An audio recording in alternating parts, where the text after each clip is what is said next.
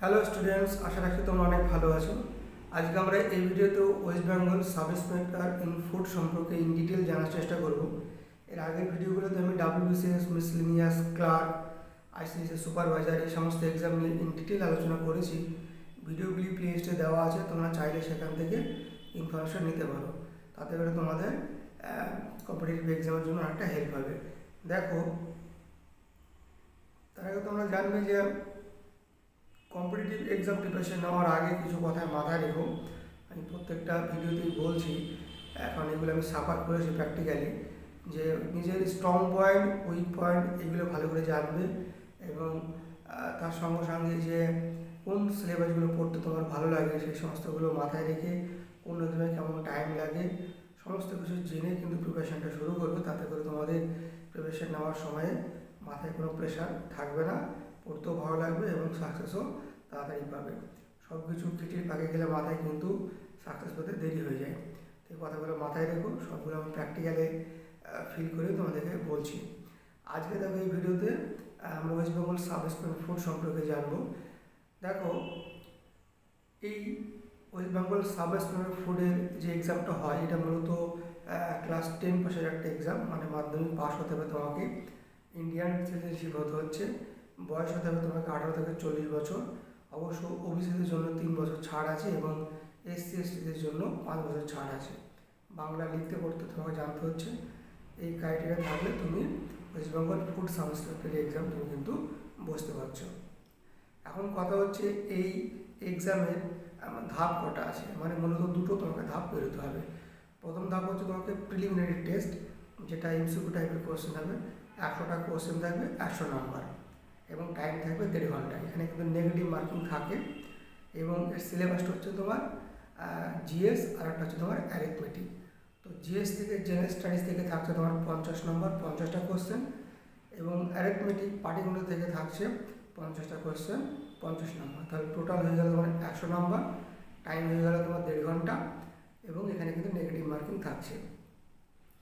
এবার দেখো, এই জিএসের আন্ডারে কী কী থাকছে। জিএসের আন্ডারে থাকবে তোমার হিস্ট্রি থাকবে, জিওগ্রাফি থাকবে, পলিটি, ইকোনমি, কারেন্ট অ্যাফেয়ার্স, তারপর স্ট্যাটিক, জিকে, সবগুলো মিলেমিশে কিন্তু জিএস জেনারেল স্টাডিজ ভিতরে পড়ছে।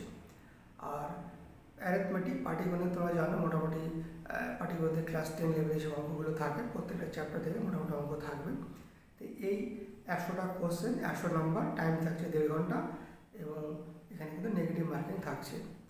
এবার পিএসসি একটা নির্দিষ্ট কাট অফ বার করার পরে তোমার কোয়ালিফাই করাবে যে সমস্ত স্টুডেন্টদের, তারা পার্সোনাল টেস্টের জন্য চান্স পাবে। তো পার্সোনাল টেস্টের জন্য মানে ইন্টারভিউর জন্য যারা চান্স পেলে সেখানে তোমার যদি কোয়ালিফাই করো তাহলে কী হবে, এইদিকে প্রিলিমিনারি টেস্ট আর ইন্টারভিউর নাম্বার থাকছে তোমার 20 নাম্বার। তাহলে প্রিলিমিনারি হয়ে গেলে তোমার 100 নাম্বার আর ইন্টারভিউ থাকছে 20 নাম্বার। টোটাল এই 120 নাম্বারের উপর বেস করে ফাইনাল মেরিট লিস্ট কিন্তু তৈরি হচ্ছে। মানে অ্যাকচুয়ালি ফুডের প্রিলিমিনারি টেস্টে যে নাম্বারটা সেটা কিন্তু ফাইনাল মেরিট লিস্টে যোগ হবে। তো প্রিলিমিনারি টেস্টের নাম্বার এবং ইন্টারভিউর নাম্বার দুটো নাম্বারই কিন্তু যোগ হয়ে ফাইনাল মেরিট লিস্ট তৈরি হচ্ছে। টোটাল প্রিলিমিনারিতে তোমার থাকছে 100 নম্বর আর ইন্টারভিউ থাকছে তোমার 20 নম্বর। 120 নম্বরের উপর বেস করে ফাইনাল মেরিট লিস্ট তৈরি হবে।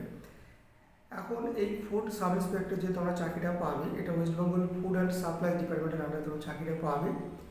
তো মূলত এই চাকরিটার কাজ কী?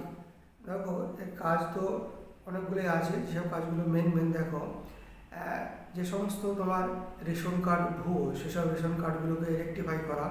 ভুয়ো বলতে গেলে দেখো, যারা মারা যাচ্ছে তাদের এখন রেশন কার্ড থেকে যাচ্ছে, সেই কার্ডগুলোকে রেকটিফাই করার কাজ।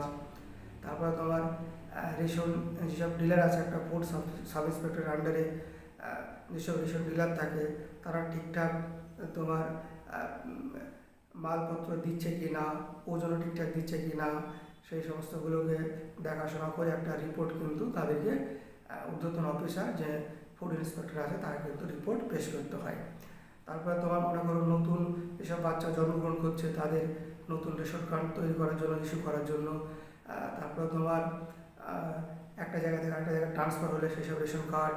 তারপরে একটা জায়গা থেকে আরেকটা জায়গায় বিবাহ করার পরে যখন মেয়েরা মায়ের বাড়ি থেকে মানে শ্বশুর বাড়ি চলে যায় তখন তাদের রেশন কার্ড ট্রান্সফার করা দরকার হয়। এই সমস্ত কাজগুলো কিন্তু একটা ফুড সাব ইন্সপেক্টর রিপোর্ট তৈরি করে কিন্তু তোমার নতুন কার্ড ইস্যু করার জন্য কিন্তু ফুড যে ইন্সপেক্টর আছে তাকে কিন্তু রিপোর্ট পেশ করে থাকেন। তো এই সমস্ত কাজগুলো কিন্তু একজন ফুড সাব ইন্সপেক্টর করে থাকে।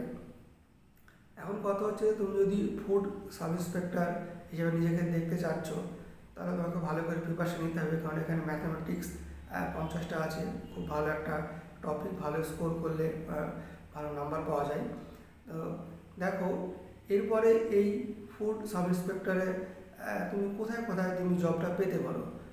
মেনলি তুমি খাদ্য ভবনে পেতে পারো, তারপরে তোমার বিভিন্ন ধরনের জেলার যে হেডকোয়ার্টার আছে সেখানে পেতে পারো, ব্লক ইন্সপেক্টরের আন্ডারে তোমার তুমি পোস্টিং পেতে পারো, তারপরে তোমার সাব ডিভিশনের আন্ডারে তোমার রেশন কার্ড রিলেটেড যে কাজগুলো থাকে সেখানে তুমি পোস্টিং পেতে পারো, তারপরে তোমার কৃষি মান্ডিতে তুমি পারচেজ অফিস হিসাবেও তুমি কিন্তু পোস্টিং পেতে পারো। তো এই জায়গায় তোমরা পোস্টিং পেতে পারো। কাজ খারাপ না, ভালো কাজ এবং ইন্সপেক্টরের কাজ। তো যারা নিজেকে ফুড সংস্থা হিসেবে নিজেকে দেখতে যাচ্ছ, তারা অবশ্যই ভালো করে প্রিপারেশন নাও, আশা রাখছি তোমরা সাকসেস পাবে। তো এই ছিল ছোট্ট একটা ভিডিও, যার মাধ্যমে তোমাদের ফুড সাব ইন্সপেক্টরের যে সব পুরো ইনফরমেশন দেওয়ার চেষ্টা করলাম। আশা রাখছি তোমাদের অনেকটা হেল্প হয়েছে। তো চ্যানেলের সঙ্গে জুড়ে থেকো, সবাই ভালো থেকো। আর এইভাবে আমি ধীরে ধীরে যত কম্পিটিটিভ এক্সাম আছে সবগুলোই আমি ধীরে ধীরে ভিডিওর মাধ্যমে তোমাদের প্রোভাইড করার চেষ্টা করব, তাতে করে তোমাদের কম্পিটিটিভ এক্সাম শুরু করার আগে অবশ্যই ভালো করে জেনে প্রিপারেশন নিতে পারবে, তোমাদের অনেকটা হেল্প হবে। তো সবাই ভালো থেকো, সুস্থ থেকো। Thank you so much for watching this video.